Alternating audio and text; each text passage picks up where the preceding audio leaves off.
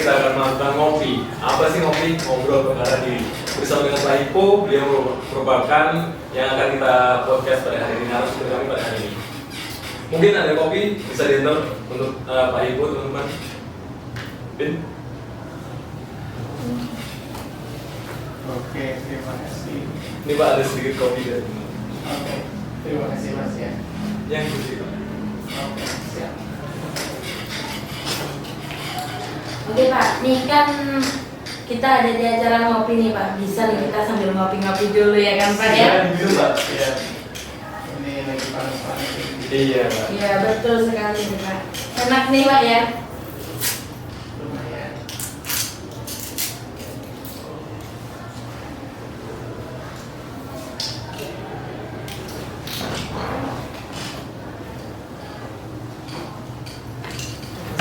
Seger Pak nih, siang-siang kayak gini. Panas. Mantap kita bisa ngopi-ngopi bareng. Kapan lagi ya Pak ya kita bisa ngopi? Ya, ya.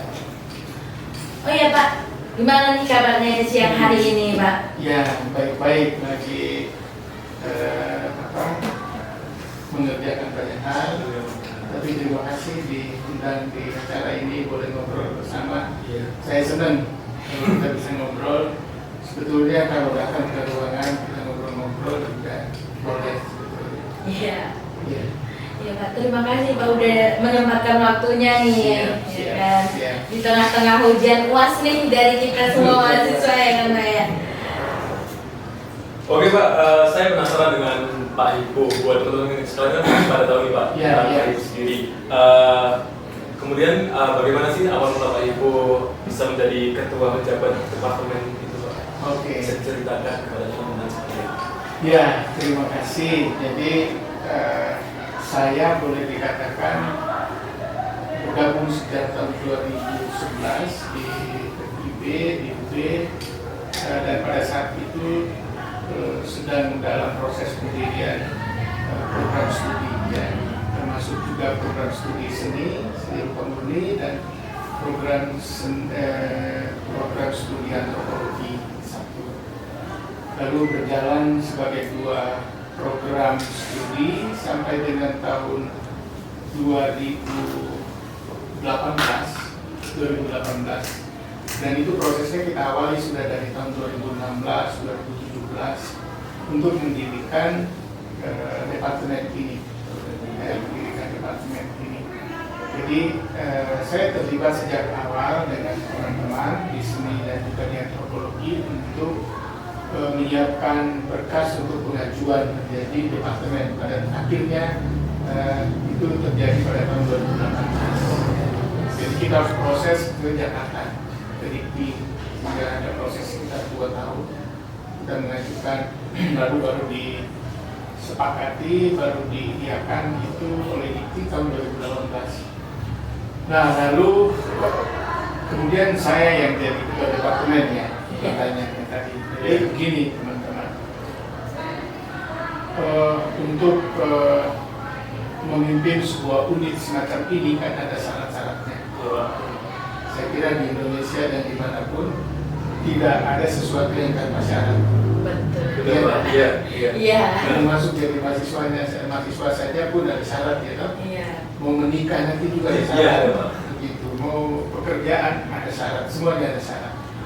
Jadi waktu itu untuk menjadi seorang ketua, waktu itu masih namanya jurusan. Ya. Iya. Masih namanya jurusan. Untuk menjadi seorang ketua jurusan itu harus minimal pendidikan terakhir S3. Kemudian kepangkatan akademik seorang dosen itu harus minimal lektor. Jadi dosen itu ada jenjang kepangkatan, pertama asisten tenaga pengajar, lalu asisten ahli, lalu lektor kepala, lalu jurusan. Nah, jadi waktu itu minimal lektor. Nah, dan saya pada posisi itu di teman-teman di antropologi dan seni pada saat itu belum ada, dan bahkan sampai hari ini belum ada, karena untuk mencapai itu teman-teman dosen harus banyak persyaratan yang harus dipenuhi dan seterusnya, dan itu cukup membutuhkan waktu lah. Nah, Sehingga kenapa saya jadi ketua departemen memang karena yang memenuhi syarat pada saat itu dan bahkan sampai hari ini belum ada teman-teman lain. Semua masih S2, teman-teman dosen kita sekarang yang lain sudah studi, ada 1-2 sudah kembali dari antropologi, 1 baru kembali dari Amerika, lalu yang lain masih studi di Norwegia, di Belanda, di Asia sini masih ada juga dalam negeri. Lalu teman-teman seni juga sekarang beberapa sudah mulai berangkat studi juga S3-nya.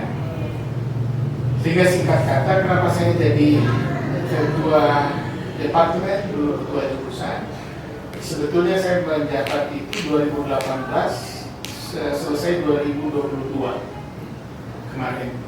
Harusnya bisa diganti, tapi karena belum ada yang memenuhi kuota lagi, maka terpaksa saya harus lanjutkan lagi. Jadi seperti itu, saya ini apa ya? Karena tidak ada saja. Berarti belum ada saingan. 2 periode gitu Pak ya? Perjalanan ke periode kedua. Masing-masing periode berapa tahun itu? Kemarin 4 tahun, dari 2016 4 tahun. Aturan baru sekarang 3 tahun, 3 tahun sampai 2025. Ya. Kalau di ini boleh lanjut 3 periode gitu nggak sih Pak, kayak presiden sama halnya seperti itu atau enggak? Kelihatannya Tidak, maksimal 2 tahun ya, 2 tahun. Kemudian juga usia. Oh Kemudian usia. Jadi di perguruan tinggi ini seorang dosen itu dia menjadi dosen sampai usia 65 tahun. Kecuali kalau jadi profesor maka akan jadi 70 tahun. Tapi kalau di doktor itu usia 65 tahun. Nah, tapi waktu usia 60 sudah harus berhenti menjabat. Jadi setelah 60 tidak boleh menjabat lagi. Menjadi dosen biasa, oke. Tidak apa-apa Pak? Tidak apa-apa sampai 65. Tapi untuk menjabat itu sampai usia 60. Kurang lebih begitu. Gitu ya teman-teman, jadi tadi menjelaskan dari Pak Ibu. Semacam itu. Sebenarnya nih Pak, itu kan Bapak berarti sampai sekarang belum ada saingannya ya Pak ya berarti? Sebetulnya saingannya ini banyak. Bisa juga teman-teman doktor dan lektor, bahkan lektor kepala dari program studi yang lain di fakultas ini. Sebetulnya bisa juga, ya. Tapi sejak tahun 2018 pimpinan fakultas memandang bahwa karena di jurusan di departemen ini ada orang, ya udah orang dalam aja. Bisa juga teman-teman dari luar bisa masuk untuk menjadi ketua departemen di jurusan di sini. Sebetulnya itu ya, hanya karena saya ada di situ. Nanti sebentar lagi teman-teman kalau ada yang sudah memenuhi persyaratan itu bisa gantian. Jadi tidak usah terlalu dilihat ini sebagai suatu jabatan yang harus diperebutkan sedemikian rupa gitu ya. Justru kita harus melihat bahwa ini amanah ya. Kita bekerja untuk teman-teman semua gitu ya. Jadi tidak dilihat sebagai sesuatu yang harus diperebutkan, tidak dalam konteks itu. Yang penting kita memenuhi kapasitas, memenuhi syarat yang dipertunjukkan oleh negara. Ini kan kita di bawah aturan negara ya. Nah, sudah kita jalankan. Begitu. Jadi teman-teman tidak usah melihatnya sebagai sesuatu yang terlalu harus direbutkan sedemikian rupa politis, no. Tidak jauh dari itu. Fakultas kita bagi budaya ya, jadi kita buat segala sesuatu itu berjalan semestinya, jadi tidak harus. Baik Pak, tadi kan Bapak sudah menjabat 2 periode. Kurang lebih. Nah, untuk 1 periode itu sebelumnya Bapak itu dipilih atau mengajukan diri, dan mungkin Bapak kalau misalnya mengajukan diri dari latar belakang mana, terus juga kenapa kok bisa lanjut 2 periode? Kalau misalkan ada paslon berikutnya, mungkin Bapak berasal dari mana latar belakangnya gitu? Latar belakang diri Bapak mungkin bisa dijelaskan ke teman-teman kok ingin mengajukan diri sebagai ketua departemen gitu. sebetulnya saya tidak mengajukan diri. Oh gitu ya. Saya sebetulnya ingin biasa-biasa saja. Saya tidak mengajukan diri untuk apa itu kan kita nantang tugas ya. Iya, nggak apa-apa Pak. Nambah tugas sedikit ya nggak apa-apa. Tugas. Jadi sebetulnya waktu itu pemilihannya di tingkat fakultas itu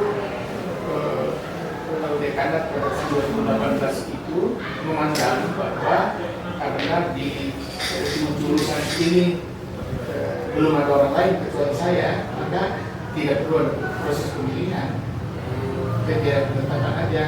Nah waktu itu saya sempat mengajukan keberatan. Waktu proses itu saya bilang memang betul di departemen kami belum ada orang lain, saya yang memenuhi syarat itu, tapi kan ada teman-teman lain di fakultas ini dari prodi lain, dari jurusan lain yang bisa masuk untuk bisa kita buka kontestasi itu.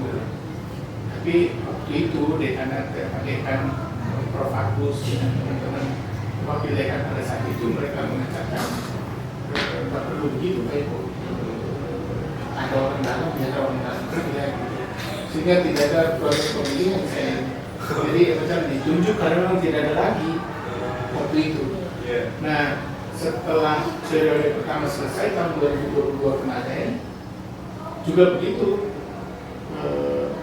belum ada orang lagi, belum ada teman-teman lagi yang memenuhi kualifikasi itu, kemudian saya bisa meminta untuk melanjutkan. Jadi tidak ada proses pemilihan, pokoknya Pak Eko lanjutkan ya, itu aja. Gitu aja Pak. Jadi santai sekali. Hidup ini sudah susah, jangan dibuat susah lagi. Ya. Tapi merasa keberatan sebelumnya Pak ya? Sebetulnya karena ini kan menjadi ketua departemen ini kan berarti membawa dua program studi, dua program studi di sana ada dosen-dosen, kita punya seluruhnya ada 17 dosen, lalu ada mahasiswa dengan antropologi dengan karakternya yang seperti itu, ya sebetulnya berat ya, sebetulnya berat. Tapi kalau saya misalnya menolak, angkat tangan itu soal yang melanjutkan ya. Siapa belum ada yang memenuhi kualifikasi gitu. Sehingga saya sampai dengan titik ini bukan jabatan yang saya cari. Tidak. Tapi kalau majunya belum ada yang tidak. Saya sudah minta untuk kalau tidak teman-teman dari program studi lain, dari jurusan lain bisa masuk. Karena mengatakan nggak usah. Sobat saya gitu. Begitu. Aneh toh. Ya nggak apa-apa sih Pak. Biar selalu Bapak aja terus gitu. Ya, bisa kan nanti usia sudah kan sudah cukup. Iya. Sudah membatasi dengan sendiri. Usia 60 sudah Iya. Nanti biar saya saja Pak yang menjawab ya. Nggak apa-apa kan Pak ya? Boleh dicalonkan, tapi kalau tidak dipilih jangan marah. Sudah. Oke. Ya kan Bapak kan dalam 2 periode ini kan udah lama ya Pak ibaratnya memimpin ya. Nah kan ini Bapak ibaratnya di bawah Bapak kan ada mahasiswa, ada dosen, ada yang lain-lain kan Pak ya? Iya.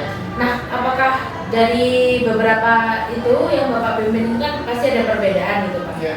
Nah apakah ada kayak kesan dan pesan peristiwa lah yang ngena gitu ke Bapak dalam proses memimpin selama 2 periode ini? Oke, saya fokus cerita sedikit tentang teman-teman di 2 program studi ini. Jadi terus terang saya pertama harus omong dulu, saya background pendidikan saya bukan antropologi, bukan seni. Saya orang filsafat. Seorang filsafat. Jadi saya bukan seni, bukan antropologi.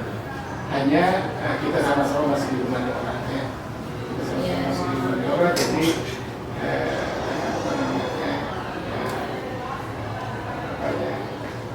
dapat lah. Masih nyambung lah. Masih nyambung dari sisi itu masih nyambung. Passion kita masih sama. Kita masih dalam satu ruang. Sehingga saya masih agak mudah sedikit masuk. Nah, memang dunianya lain sekali ya dengan filsafat saya. Dunia filsafat kan sebuah berpikir abstrak ya. sementara teman-teman di sini kita harus sudah mulai ke lapangan, ke antropologi, ke ini harus begini. Kalau teman-teman sini harus ada sesuatu yang dibuat, gitu. Meskipun abstrak, tetapi abstrak sudah tertuang. Iya, betul. Nah, tapi saya merasa bahwa dalam pergaulan saya dengan dua kehidupan ini, bahkan saya boleh mengatakan sejak tahun 2011 ya. Karena 2011 seni dan antropologi berdiri dan kami sama-sama berjalan pada saat itu, meskipun waktu itu belum menyatu menjadi satu jurusan, tapi kan sering berjumpa, sering diskusi dan seterusnya, sehingga saya merasa sangat berakrab dan saya merasa justru ilmu filsafat saya yang abstrak ini di dua ilmu ini itu didarahkan. Saya merasa seperti itu. Jadi semacam dua ilmu ini semacam landasan saya untuk landing lah. Kalau ada di atas terus, kalau tidak pernah mendarat kan juga susah. Jadi saya justru setelah bertemu dengan teman-teman S2 ada di dunia ini, saya bertemu dengan teman-teman saya yang filsafat, saya selalu katakan dan saya malah mengatakan itu bahwa saya senang karena ilmu saya tidak melayang-layang terus, tapi ilmu saya mendarat di landasan antropologi dan seni. Itu dan berhadapan dengan teman-teman memang khas ya, terutama di dosen juga sudah terasa, bahwa dosen-dosen seni itu cenderungnya adalah tidak super formal lah, gitu ya, apa-apa gitu ya. Mereka lebih beri ruang kebebasan. Pernah ada teman-teman dosen seni yang mengatakan, karena kita di S1 seni ini tidak perlu dituntut terlalu ilmiah, karena ini kan ekspresi gitu. Nah, waktu itu saya pernah guyon mereka, mungkin nggak apa-apa tidak usah terlalu ilmiah, tapi minimal itu karya akhir mereka itu harus berbentuk ilmiah. Kalau seandainya tidak berbentuk ilmiah, apa bedanya mereka dengan orang-orang yang melukis di alun-alun sana?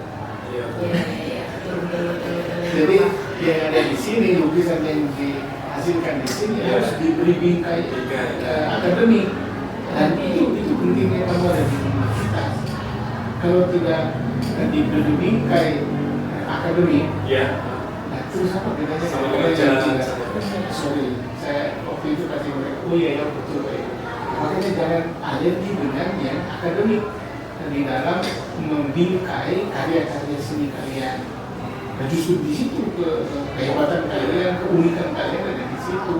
Jadi jangan sampai kemudian udah kami seni, kami itu bebas dan kami jangan diikat dengan ilmiah lu pusing kayak gini. Nah, terus untuk apa di perguruan tinggi? Nah itu lalu itu saya pernah katakan di dalam rapat dengan teman-teman dosen, sehingga saya minta mereka untuk tolong ini sebarkan filosofi ini ke teman-teman mahasiswa.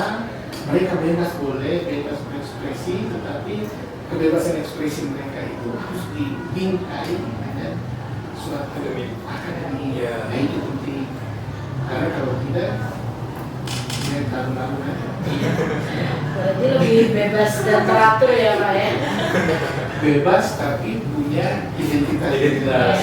Menunjukkan bahwa aku ini beda, aku punya sesuatu yang bisa saya. Semua orang seni bisa mengekspresikan sesuatu, ya, tetapi saya ada di dunia universitas itu saya punya pertanggung jawaban beda dengan kalian. Jadi jangan sampai yang teman-teman seni yang tidak sekolah malah lebih akademik dari kalian. Nah, oke, siap. Oke. Itu, jadi saya terima kasih sekali dengan teman-teman sini juga. Nah, karena kamu sudah ngomong, tidak tanya, saya ngomong lagi, boleh? Saya boleh ngomong lagi? Boleh, nanti berkaitan dengan teman-teman seni. Terus 2-3 tahun lalu, sejak pertama kali jadi departemen tahun 2018, waktu itu saya ada gerah adalah dengan hasil kerja teman-teman yang menurut saya setiap kuliah kalian itu kan sekaligus adalah produksi seni. Iya, benar. Nah, ini kalau tidak dipikirkan sirkulasinya, ya bisa kacau. Sirkulasi dalam arti hasil kerja seni kalian itu harus dipikirkan bagaimana menyalurkan, bagaimana menempatkan, karena setiap hari kalian produksi. Nah, sehingga waktu itu saya minta ke fakultas, tolong siapkan mereka galeri, kemudian dipajang di sana. Kalau boleh kita buka kamera untuk hasil karya ini dipamerkan, sehingga kemudian jangan sampai tertumpuk di gudang di mana gudang berapapun besarnya suatu ketika tetap penuh. Ya atau tidak? Ya, Pak. Kalau sirkulasinya tidak diatur, misalnya kalian satu angkatan gitu ya, itu kamu ada 8 semester loh, 8 semester. Nah, dia punya karya tiap kali ini bagaimana diatur supaya bersirkulasi sehingga nanti yang lain datang bersirkulasi itu tidak penuh tadi. Iya. Dan kalau tidak diatur begitu kan kesulitan kita. Nah, dan saya kira sampai hari ini kita sedang berpikir itu dan itu persoalan besar. Nah, sirkulasi ini hasil karya seni kalian ini kan kami sedang berpikir untuk bagaimana itu kemudian kita komersialkan atau bagaimana kita buka galeri yang kemudian punya potensi market yang baik gitu ya. Yeah. Nah, itu kita sedang pikirkan. Hanya waktu itu setelah saya diskusi panjang lebar memberikan pemikiran-pemikiran semacam itu, pada saat itu fakultas mengatakan bahwa biar dipikirkan oleh lab LIH, Laboratorium Ilmu Humaniora. Jadi biar mereka ada di sana, mereka ada ilmu budaya, seni dan budaya, lalu ada bahasa dan macam-macamnya. Nah, sehingga diharapkan yang seni dan budaya ini akan ikut mengatur itu. Sehingga saya kemudian menarik diri untuk tidak ikut dalam campur tangan dalam pemikiran itu. Nah, sampai hari ini teman-teman kita ada dosen-dosen, ada yang terlibat di LIH. Nah, saya berharap mereka melanjutkan pikiran ini, bagaimana menjaga sirkulasi produksi ini. Karena kita ini kan selalu produksi, saya selalu katakan bahwa teman-teman seni itu setiap kali kuliah ya setiap kali ini mereka produksi. Betul sekali, Pak. Nah, terus kalau tidak dipikirkan sirkulasinya ya apa akhirnya? Memang itu. Ya, banyak yang dibawa. Seberapapun besarnya gudang, suatu ketika blodos juga. Maka yang harus dipikirkan bukan ruangannya, tapi sirkulasinya. Ya. Dikelola bagaimana? Bagaimana dikelola, sekaligus kalian belajar manajemen pemasaran. Ya.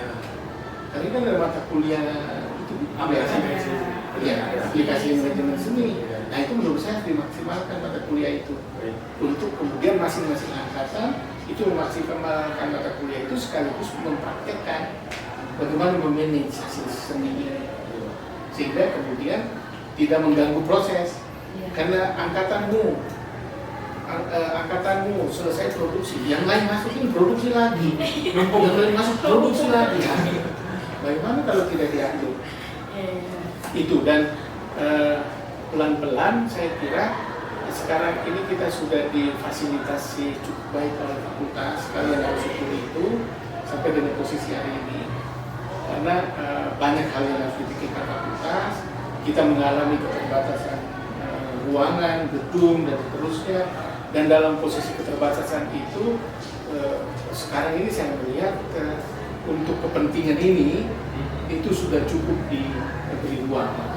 Nah, sehingga teman-teman mahasiswa tidak hanya sibuk untuk kritik kalau minta kurang ini kurang itu, manfaatkan maksimalkan manfaatkan apa yang ada untuk menjaga itu tadi. Karena kalau kita mau menuntut semua harus beres, seluruh universitas ini dipakai untuk gudang gambar kayu, kita tidak cukup. Iya, Pak. Tiap hari kita terus berproses, tiap jam ya, Pak. Saya selalu di rapat fakultas selalu katakan teman-teman seni itu setiap mata kuliah ya setiap itu mereka produksi. Jadi kalau kita tidak pikirkan proses sirkulasi mereka itu tadi, Oke, Pak, baik, ini ada pertanyaan selanjutnya kan Bapak sebagai ketua departemen dan menaungi dua jurusan sebagai antro dan seni. Tadi sudah disinggung tentang antro dan seni itu berkesinambungan dengan jurusan filsafat. Terus Bapak bagaimana sih kurang lebih dalam diri saya? Iya, lebih seperti itu. Dan bagaimana sih cara Bapak menyikapi antara jurusan antro dan seni itu baik dengan mahasiswanya ataupun dosennya, cara menyikapi Bapak? Oke. Jadi kalau dengan teman-teman seni tadi itu euforianya lain ya. Euforianya seperti tadi, euforia produksi, lalu ini kurang itu tadi. Sehingga saya waktu itu katakan tadi, saya flashback lagi. Jadi waktu itu saya katakan jangan hanya dulu, tapi kita atur sirkulasi ini supaya semua berjalan. Kemudian ruangan, kebutuhan ruangan, lab dan macam-macam itu jangan pelan-pelan. Ya, kita ini masuk program studi ini masuk di fakultas yang cukup berbeda dengan kebutuhan seni ya. Berbeda sekali, sehingga teman-teman pimpinan fakultas itu kalau mereka agak lamban dalam respon, ya mohon maklum, karena mereka passionnya tidak di situ. Mereka kita nggak serta merta lalu ngeklik gitu. Dia tidak, nggak serta merta langsung klik. Jadi kita harus pahami mereka juga. Nah, tapi saya kira secara manajemen mereka sangat akomodatif, ya, sangat akomodatif, berpikir bagaimana supaya bisa keluar dari persoalan-persoalan ini tadi. Dan yang berikut tentang bagaimana menyikapi semua itu ya. Kalau di antropologi saya melihat bahwa mereka jiwa lapangannya besar ya. Semangat untuk studi ke lapangan itu besar sekali. Sehingga itu ada kesulitan tersendiri. Kalau kalian itu dengan produksi, bagaimana mengatur sirkulasi produksi, sedangkan di antropologi bagaimana mengatur supaya kegiatan mereka di luar ini itu ya, itu juga terakomodir, tetapi juga urusan institusi juga dijaga. Jadi kalau universitas kan kalau ada mahasiswa yang terlalu sering keluar, itu juga kan beresiko. Kalau ada apa-apa, ayo. Nah, padahal teman-teman dosen itu kadang-kadang mereka bawa mahasiswa di mata kuliah. Kalau tidak koordinasi, itu saya selalu ingatkan. Kalau tidak koordinasi, kalau tidak terjadi apa-apa, no problem. Tapi kalau ada apa-apa, karena you keluar sebagai orang berjaya. Nah, jadi itu. Tadi kan setelah pembahasan kita dari awal sampai akhir membahas tentang antro dan seni, Pak. Mungkin apa sih yang bisa Bapak petik dari pembahasan kita tadi, Pak? Yang akan disampaikan kepada teman-teman. Oke, jadi antropologi dan seni ini kan sebetulnya dua ilmu yang berbeda sesungguhnya, tetapi punya titik temu yang lumayan. Jadi kalau seni itu kan bicara tentang bagaimana manusia itu mengekspresikan dirinya di atas karya. Dia mengekspresikan dirinya di atas karya. Sementara orang antropologi itu ilmu yang mencoba mempelajari apa yang keluar dari diri manusia itu. Nangkep gak sih? Jadi antropologi kalau seni itu kan mengekspresikan. Orang antropologi itu mempelajari apa yang menuliskan manusia. Dia belajar tentang antropologi budaya, antropologi agama, antropologi seni, antropologi biologi, antropologi ekonomi, antropologi hukum. Nah, semua ini kan misalnya kita ambil antropologi seni aja deh. Kan dia belajar tentang hasil ekspresi manusia ini. Ini maksudnya apa toh? Ya, orang antropologi kan belajar di situ. Jadi sebetulnya klop, Ya, klop sekali Pak. sangat klop. Hanya di antropologi kemudian untuk meneliti dunia seni ini kan tidak semua anak antropologi. Anak antropologi yang memang punya interest di situ. Tapi secara umum ya kalian mendukung sebetulnya. Makanya sering-sering ngobrol bersama dan dengan teman-teman antropologi ngobrol bersama sehingga bisa bikin program bersama. Amin Pak, semoga bisa. Bisa program bersama menarik. Iya. Berarti tadi dari program antropologi tadi kan kalau sudah menyebutkan bahwa kalau mau keluar itu di naungi dari prodi dan fakultas ya Pak ya. Nah, di antropologi. Kalau misalnya sendiri Pak, selain gedung dan fasilitas yang ada, mungkin ada yang lain nggak Pak? Atau mungkin pusat atau hal yang lain mungkin sudah ada apa belum? Misalkan gitu. Soal fasilitas. Iya, fasilitas selain ruangan gitu Pak. Ya seperti kalau lihat situasi kalian ini kan hari ini kan harusnya kalian sudah punya podcast ya. Iya. Nanti kita coba bikin. Ya untuk teman-teman bisa ngobrol, bisa juga menjadi ruang di mana kamu cerita tentang lukisanmu, tampilkan lukisan setiap kali podcast kamu bahas satu karya itu sudah menyebarkan kemana-mana, nggak perlu kirim-kirim. Iya, cukup diam saja Pak ya. Diam aja. Seperti hari ini juga boleh, tapi saya lihat hari ini kan kalian cukup survive ya dengan apa yang ada untuk melakukan sesuatu secara maksimal. Nanti coba kita pikirkan ada satu dua fasilitas yang harus bisa. Nanti aku coba kita diskusikan. Itu tadi saya tidak membuat janji loh ya, tapi artinya membaca kebutuhan. Membaca kebutuhan. Karena saya juga paling banyak yang bisa ngomong. Yang eksekusi itu karena ada orang yang bekerja sama. Bapak Ibu pimpinan itu dan dengan fasilitas yang ada yang kamu ingin sampaikan. Kalau dari kita sih Pak ya, kalau mungkin saya pribadi nih bisa lebih dipermudahkan kita menggunakan komputer sih Pak mungkin.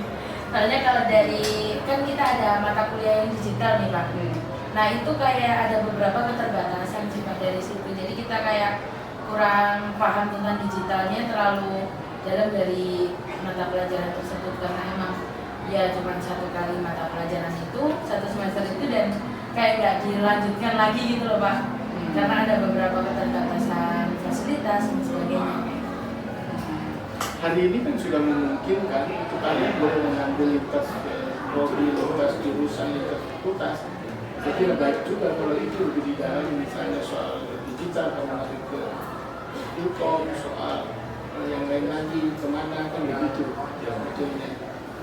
Jadi artinya seperti saya bilang tadi, jadi apa yang kamu alami sebagai sesuatu kesulitan atau suatu keterbatasan tidak perlu harus terus-menerus mengeluh tentang itu, tetapi coba lihat jalan keluar, diskusikan dengan kami, kita bisa jalan keluar.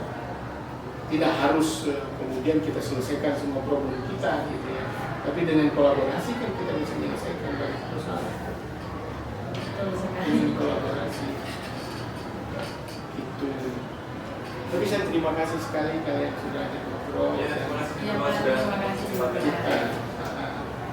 Saya senang dengan kalau kita bisa ngobrol ini. Lebih banyak sebetulnya. Iya. Kan ini berakhir pula nih Pak beberapa pertanyaan dari kita. Sebenarnya kita terima kasih banget karena Bapak udah menyempatkan waktu di sela-sela ujian akhir semester ini kan Pak ya.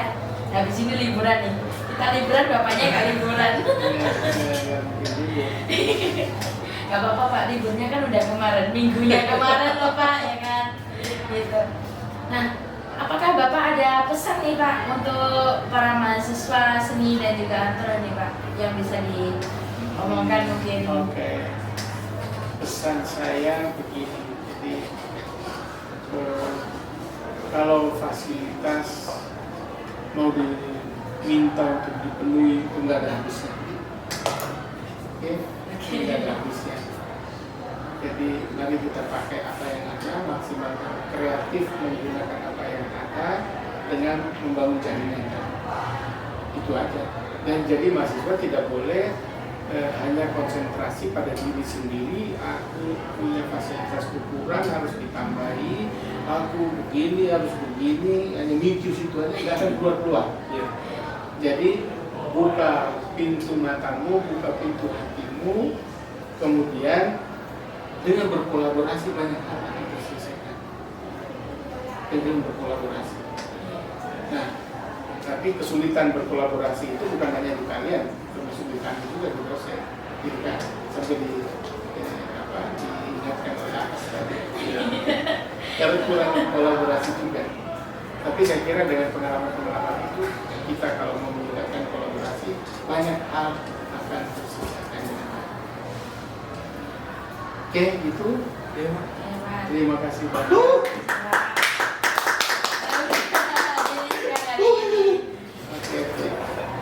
Nanti kalian bisa setelah diedit nanti saya boleh dapat. Boleh Pak, silakan. Pasti Pak. Kami tidak Pasti. ini sambil diminum Pak. Oke, saya bawa aja boleh dong? Boleh, Oh, Pak. nggak apa-apa Pak, silahkan. Oke teman-teman, itu dia ngopi bersama Pak Ibu pada hari ini. Cukup sekian dan sampai jumpa lagi. Dadah.